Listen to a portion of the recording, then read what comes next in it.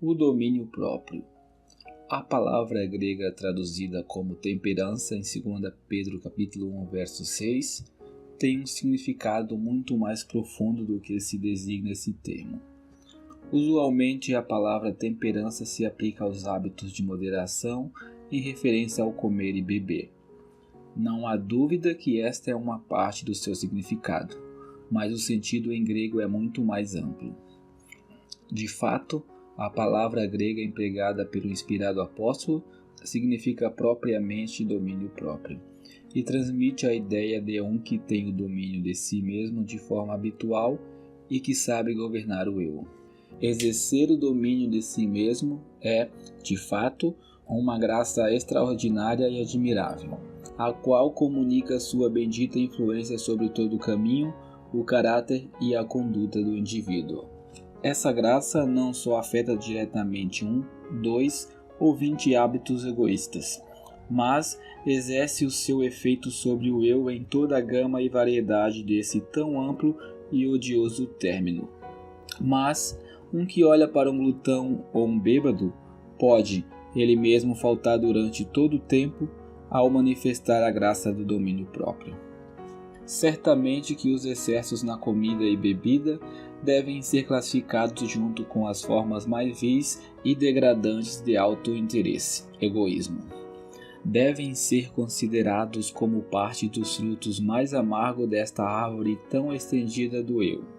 O eu, de fato, é uma árvore, e não somente a rama de uma árvore, nem um fruto de uma rama. E nós não só devemos julgar o eu quando está ativo, mas controlá-lo para que não atue. Alguém pode perguntar: como posso controlar o eu?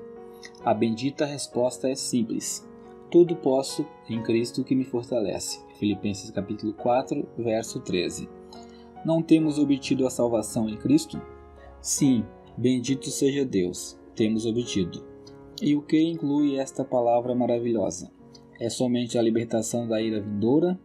É meramente o perdão dos nossos pecados e segurança de estar livre do lago de fogo e enxofre? Por mais preciosos que são estes privilégios, a salvação abarca muito mais que tudo isso. Salvação implica em uma plena aceitação de Cristo em seu coração, como minha sabedoria para guiar-me fora da escuridão da insensatez e dos caminhos torcidos, para os caminhos de luz e paz celestial, como minha justiça para justificar-me diante de um Deus santo, como minha santificação para fazer-me praticamente santo em todos os meus caminhos e como minha redenção para dar-me a libertação final do poder da morte. Finalmente, entrar em campos eternos de glória. 1 Coríntios capítulo 1, verso 30. Por isso, é evidente que o domínio próprio está incluso na salvação que temos em Cristo. É o resultado dessa santificação prática de que nos há dotado a graça divina. Devemos guardar-nos com cuidado do hábito de ter uma visão restrita da salvação. Devemos procurar entrar em toda a sua plenitude. É uma palavra que se estende desde a eternidade até a eternidade e abarca, em seu poderoso sentido, todos os detalhes práticos da vida diária. Não tenho nenhum direito de falar da salvação da minha alma no futuro, enquanto recuso reconhecer e manifestar sua influência e prática em minha conduta no presente. Somos salvos, não apenas da culpa e da condenação do pecado, mas do poder e prática, o amor dele em sua plenitude. Essas coisas nunca devem separar-se, e nenhum que seja divinamente ensinado quanto ao significado, magnitude e poder dessa palavra preciosa, salvação, o fará. Apresento agora aos meus leitores algumas observações práticas sobre o assunto do domínio próprio. Quero considerar abaixo as 3 divisões seguintes, a saber, os pensamentos, a língua e o temperamento. Suponho que estou me dirigindo a pessoas salvas. Caso o meu leitor não seja, só posso dirigi-lo à única senda verdadeira e viva. Crê no Senhor Jesus e serás salvo, tu e tua casa. Atos capítulo 16, verso 31. Ponha a tua inteira confiança nele e estará tão seguro como ele mesmo é. Prossigamos agora a tratar do prático e tão necessário tema do domínio próprio. Em primeiro lugar, trataremos dos nossos pensamentos e do controle que devemos exercer sobre eles. Suponho que existam poucos cristãos que não sofrem pensamentos perversos. Esses intrusos e incômodos que aparecem em nossa mais profunda intimidade perturbam continuamente os descansos de nossas mentes e que tão frequentemente escurecem a atmosfera ao nosso redor e nos priva de olhar para cima com uma vista clara e plena, rumo ao céu luminoso. O salmista podia dizer: os pensamentos vãos aborreço. 119, verso 113. São verdadeiramente aborrecíveis e devem ser julgados, condenados e descartados. Alguém, falando do assunto dos maus pensamentos, disse: eu não posso impedir que os pássaros voem sobre minha cabeça, mas posso evitar que pousem nela. Assim, não posso evitar que os maus pensamentos surjam na minha mente, mas posso impedir que se alojem nela. Mas como podemos controlar nossos pensamentos? Não mais do que poderíamos apagar nossos pecados e criar um mundo. O que devemos fazer então? Mirar a Cristo. Este é o verdadeiro segredo do domínio próprio. Ele pode guardar-nos, não só de que se alojem maus pensamentos, mas que os tais surjam em nossas mentes. Não podemos prevenir nenhum nem outro. Ele pode prevenir ambas as coisas. Ele pode evitar não só que os vis intrusos entrem, mas que também batam a porta. Quando a vida divina está em sua atividade, quando a corrente de pensamento e sentimento espiritual é profunda e rápida, quando os afetos do coração estão incessantemente ocupados com a pessoa de Cristo, os vãos pensamentos não virão atormentar-nos. Quando nos deixamos invadir pela indolência espiritual, os maus pensamentos vêm sobre nós. Nosso único recurso é fitar nossos olhos em Jesus. Poderíamos também tentar combater contra as organizadas hostes do inferno, assim como contra uma onda de maus pensamentos, mas nosso refúgio é Cristo. Ele tem sido feito para nós santificação. Podemos fazer todas as coisas por meio dele. Só temos que levar o nome de Jesus contra o dilúvio de maus pensamentos, e ele dará com toda segurança uma plena e imediata libertação. Sem embargo, o meio mais excelente para ser preservado das sugestões do mal consiste em estar ocupados com o bem. Quando a corrente de pensamento flui invariavelmente para cima, quando é profundo e perfeitamente estável, sem nenhum desvio e laguna, então a imaginação e os sentimentos, que brotam das profundas fontes da alma, fluem naturalmente diante do leito de tal canal. Este é indubitavelmente o caminho mais excelente. Oxalá que provemos em nossa própria experiência.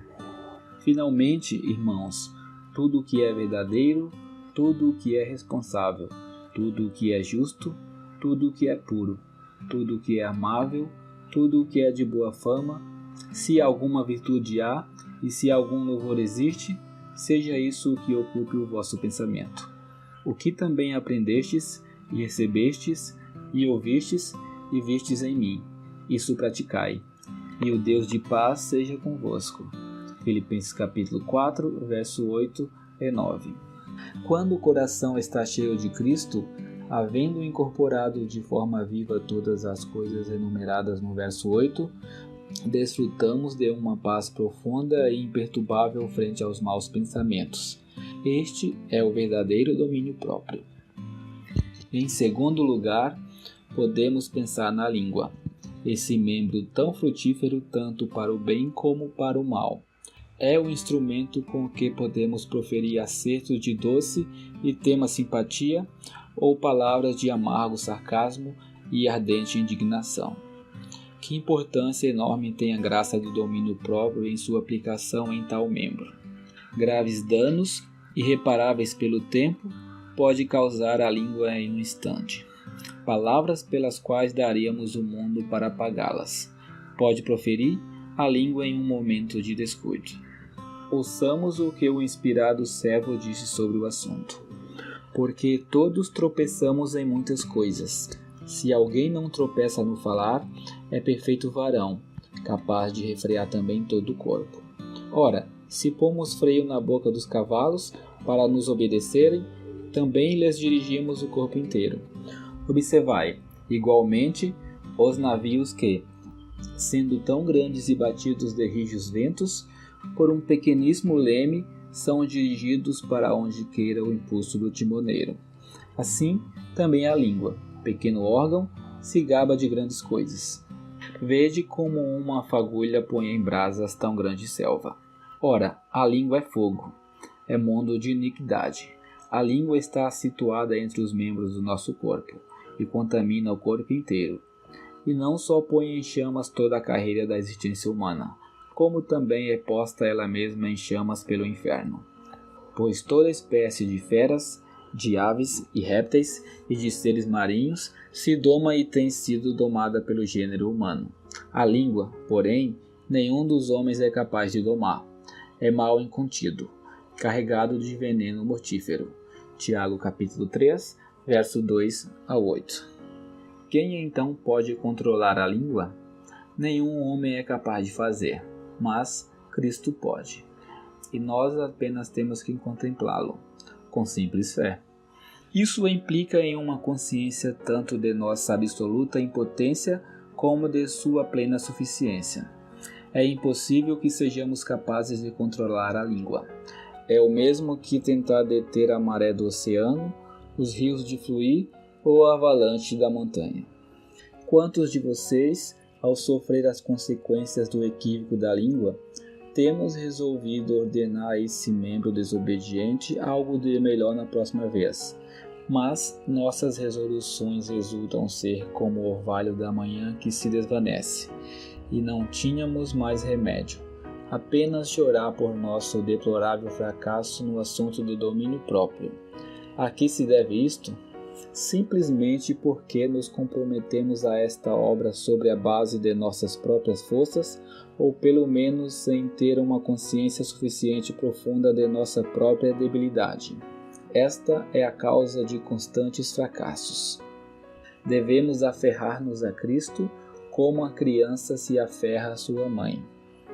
Isso não significa que o efeito de aferrar-nos tenha um mérito em si mesmo. Sem embargo, devemos aferrar-nos a Cristo, pois essa é a única maneira que podemos refrear a língua com êxito. Recordemos sempre estas mesmas palavras solenes e escrutinadoras do mesmo servo de Deus. Se alguém supõe ser religioso, deixando de refrear a língua, antes enganando o próprio coração, a sua religião é vã. Tiago capítulo 1, verso 26. São estas palavras saudáveis para o tempo presente, quando tantas línguas desobedientes e palavras vãs populam por todos os lugares. Oxalá que tenhamos graça para darmos ouvidos a estas palavras, que sua santa influência cave fundo nosso caminho. O terceiro ponto que vamos considerar é o temperamento ou o caráter, o qual se acha intimamente relacionado com a língua e com os pensamentos. Quando a fonte do pensamento é espiritual e a corrente celestial, a língua é apenas o agente ativo para o bem e o temperamento será calmo e apreciável.